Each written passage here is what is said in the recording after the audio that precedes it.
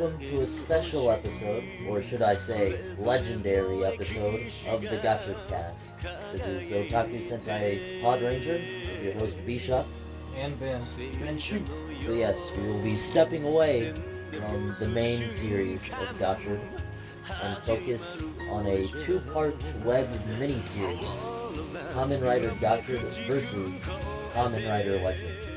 Kamen Rider Legend is a new writer that was created just for this special, and he's basically like someone's OC Do Not Steal that they modeled after Kamen Rider Decade, because his design basically is like modeled after Decade but made to be golden and, you know, one would say gorgeous, which is the defining word constantly used by the character who becomes Kamen Rider Legend, but we'll get into that shortly.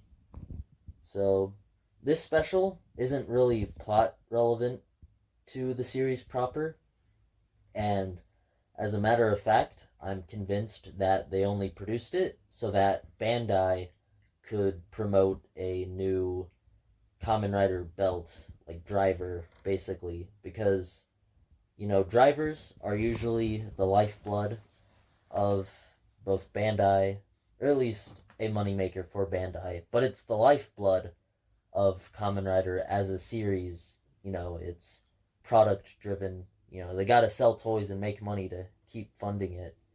But with Gotchard, because Gotchard is the only Kamen Rider for basically the first 11 episodes of the show, Bandai needed something. They needed a toy to sell besides... Not just cards. Yeah. And so Kamen Rider Legend was born. And not only is he based on Kamen Rider Decade, he also retains Decade's motif of transforming into past riders, which he does so with Kemi, Ride Kemi cards based on other riders. And so, although it's weird because they make the distinction that these aren't Kemis, but when he inserts a card into the Legend driver, it says, Kemi Ride. So I feel like that was, you know, one hand wasn't talking to the other when they came up with that, I think. I feel like they originally were like, okay, let's have him mix with Decade, but how can we fit Kemi's in? Then they're like, okay, well, we already went so deep in the Decade idea that let's just have this dude, like, idolize Decade, and then, like, use, like, a similar belt to Hodoro's, and then go from there. It feels, I don't want to say it feels forced, but they at least were able to salvage it in a way. I mean, it's a cool idea. Yeah. Overall, like, seeing, like, all these different cards and, like, being able to mix protagonist powers. Yeah. I will say, before we get into the plot, even though it feels that they basically made these to, like, promote a Legend driver toy, the episodes themselves, at least visually, like, they really put their all definitely into it. Like, the cityscapes, they look so nice. And it's kind of a far cry from what we've seen in Gotchard.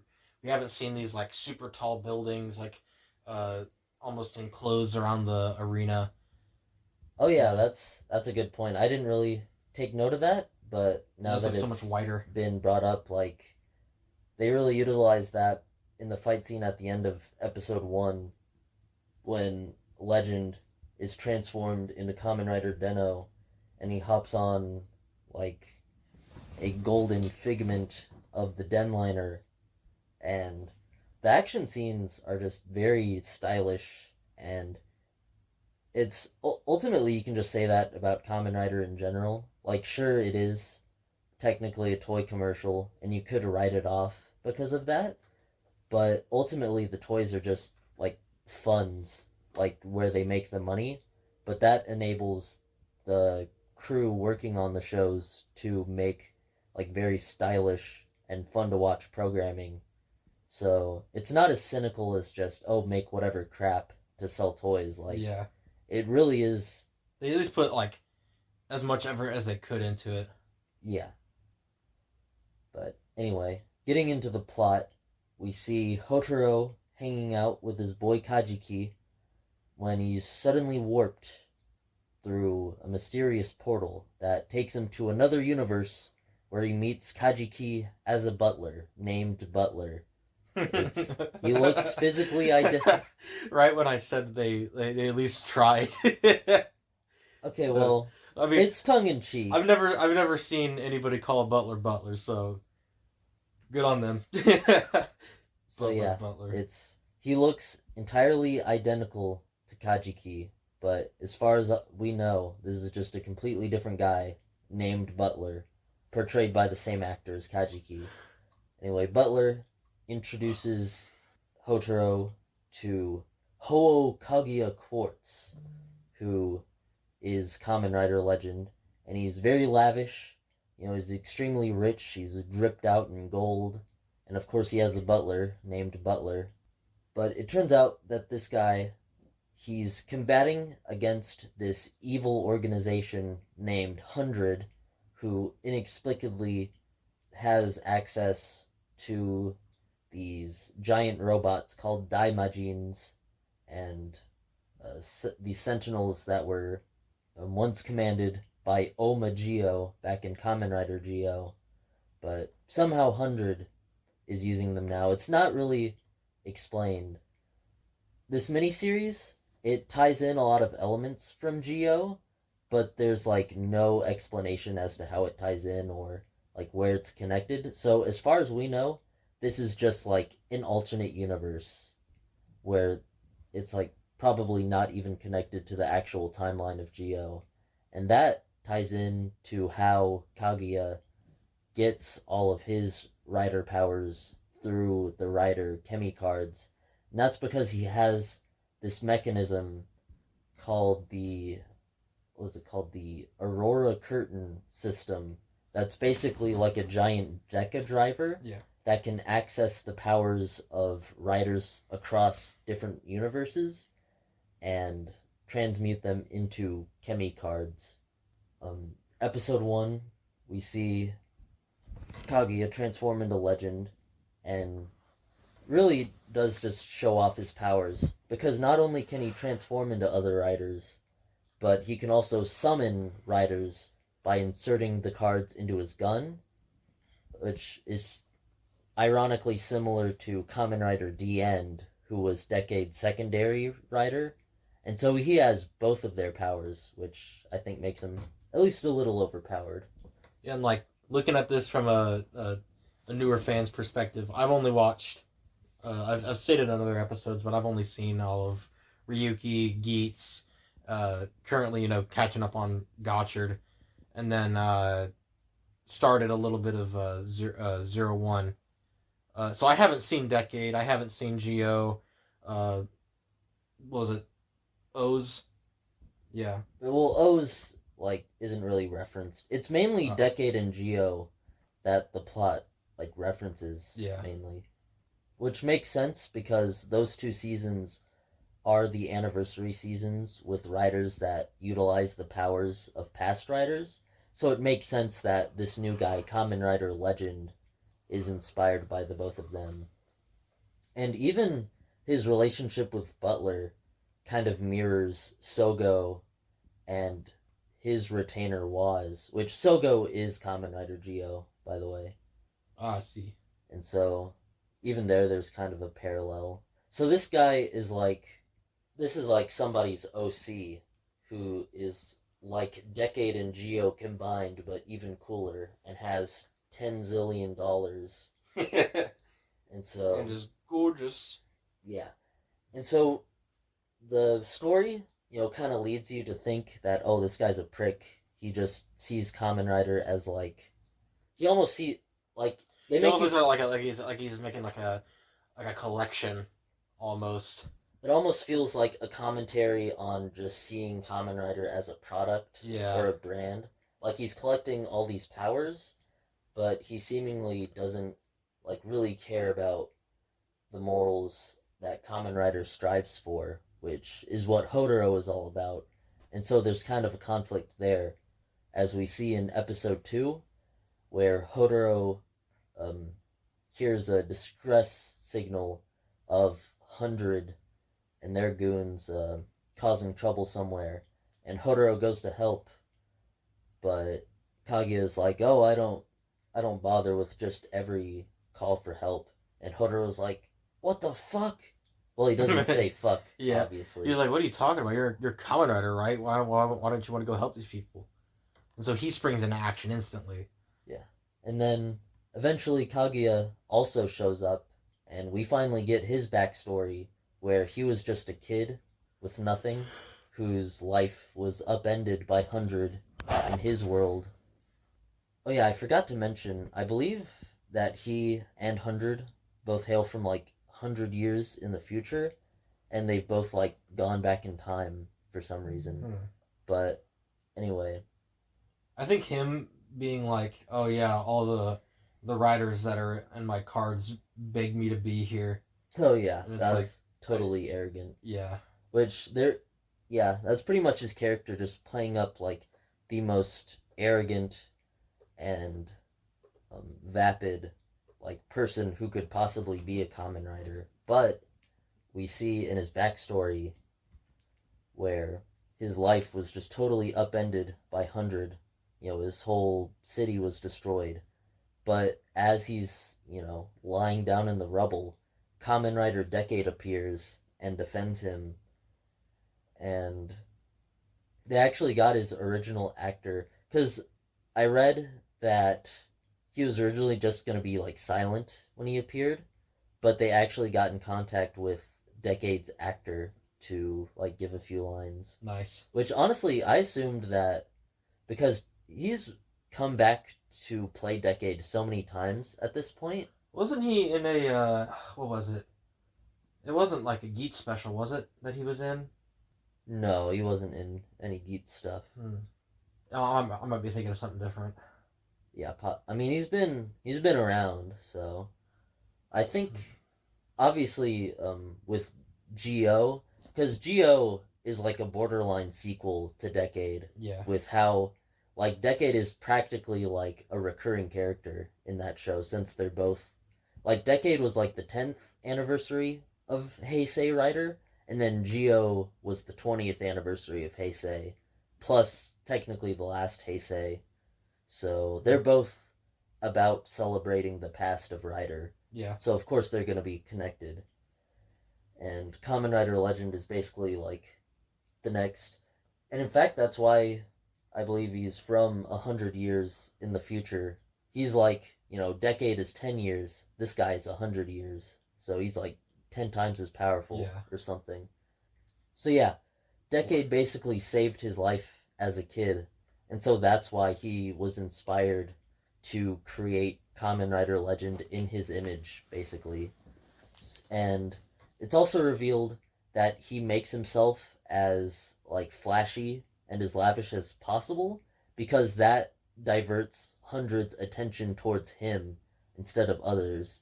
So his arrogant, you know, his arrogant nature is actually pretty benevolent at its core. Yeah, like it has a purpose to protect the rest of society, and so that earns Hodoro's respect. And the two team up to defeat 100, led by the boss of 100, named Boss. Dude, Boss, and they got Butler. Yeah, you know, they put a lot of effort into this miniseries. I think but not in the villain had a pretty cool design, though. Oh yeah, and so Boss transforms into Kamen Rider Barks. I don't know how to pronounce that name. In fact, I'm going to see how the katakana. I thought it was pretty cool how they brought in like, what was it, like Fies and like Zio in the first episode, and like had them. I had like specific like legend variations of them. Oh yeah. So the cool thing about Legend's transformation is that just like Decade, he transforms into past riders, but he has like this golden sash on him to like still connect those suits to his Legend form. And so it does give a bit of variation to just transforming into past riders.